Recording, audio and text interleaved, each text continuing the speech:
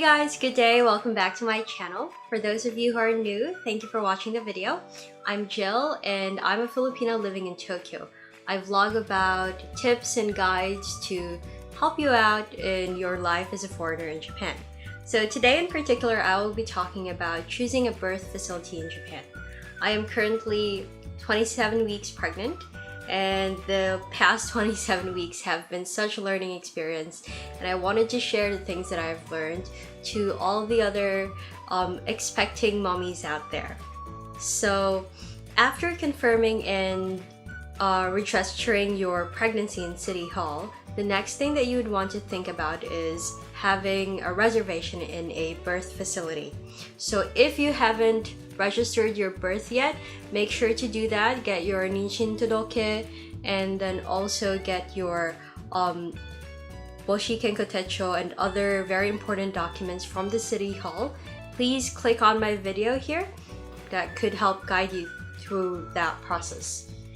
So getting back to today's topic, the birth facility in Japan. As a foreign mother-to-be, some of the things that you would want to consider when choosing a birth facility are, first of course, English support.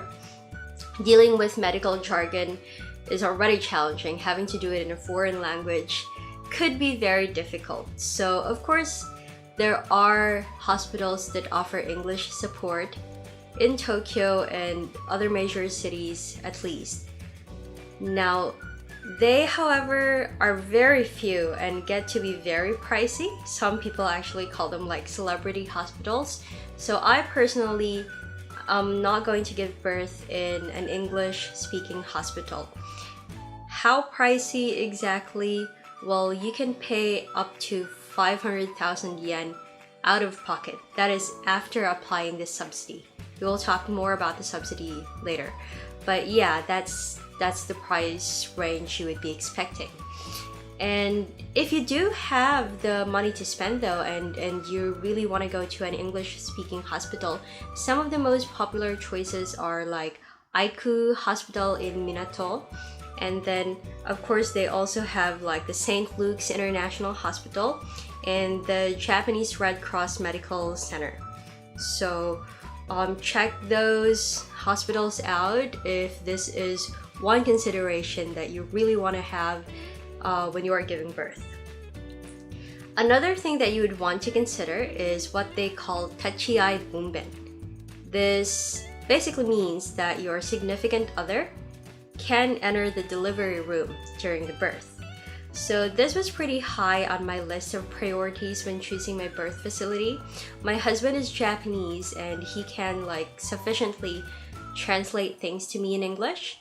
So as long as he is there during the delivery, I'm quite confident that I'll be able to respond to the doctor's directions. And that is also one of the reasons why I was pretty confident that I would not need to go to an English-speaking hospital. This is not very common in Japan, so definitely if you want your significant other with you during the delivery, look out for this kanji, Touchy Eye bunben.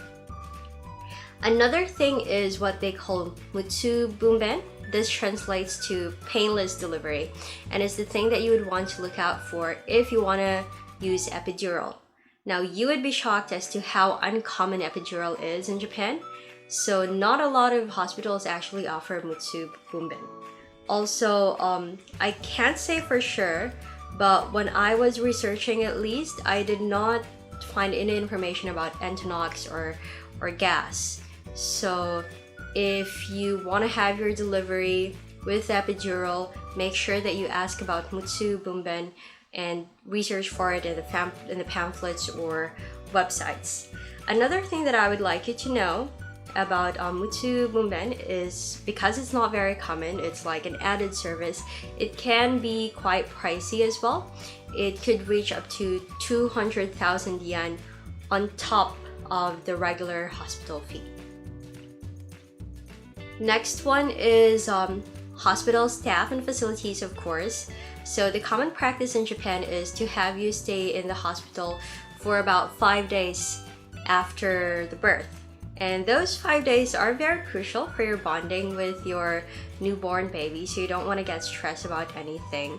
One thing that I found very useful when I was trying to check out how the staff treat the customer is just searching for the hospital in Google and then looking at the customer reviews. A lot of the things there are very honest, and it really gave me a good picture as to whether or not this is a place I would like to spend 5 days in, as a new mommy. And also facilities. There are usually different room packages offered.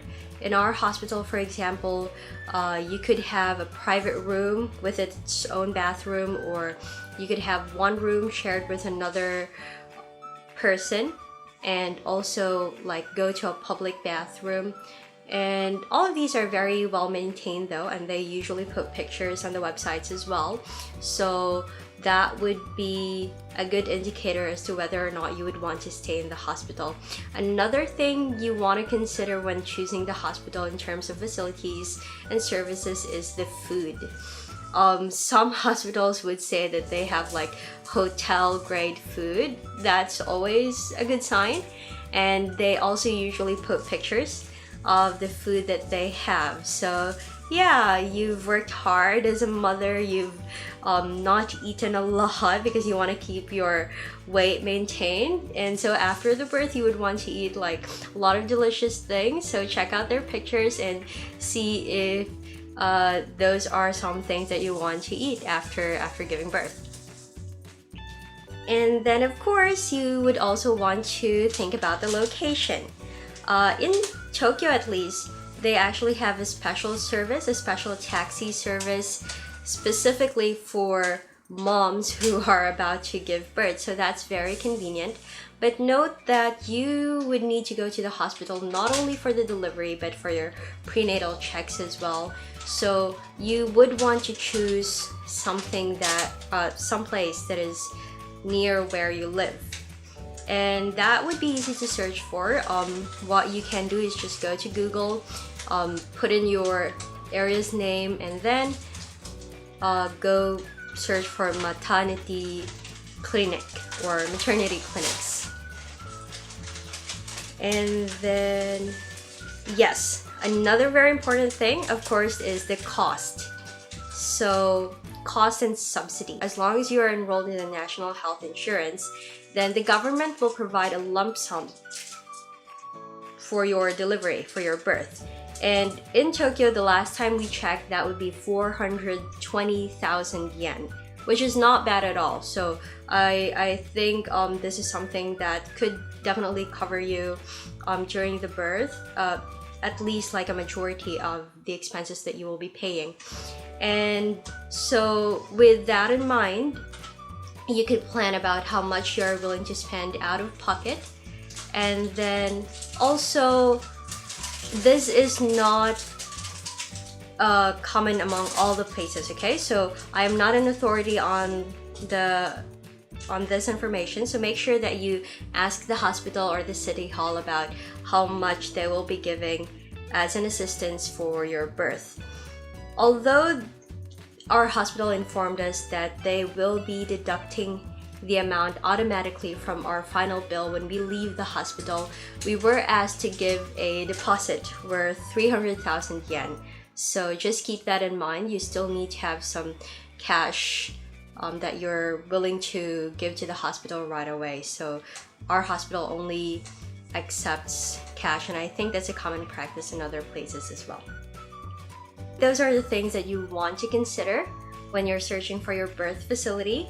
I hope that this was able to guide you in making your decision. If you have any questions, and if there's anything else I could help you out with in choosing your birth facility, do comment below and let me know. I'll be sure to get back to you as soon as I can. Thank you so much for watching That Japan Life. If this video was helpful for you, send me some love with likes and comments. And if you want more content like this, general tips and guides for traveling and living in Japan, be sure to subscribe to my channel and of course to my website, ThatJapanLife.com.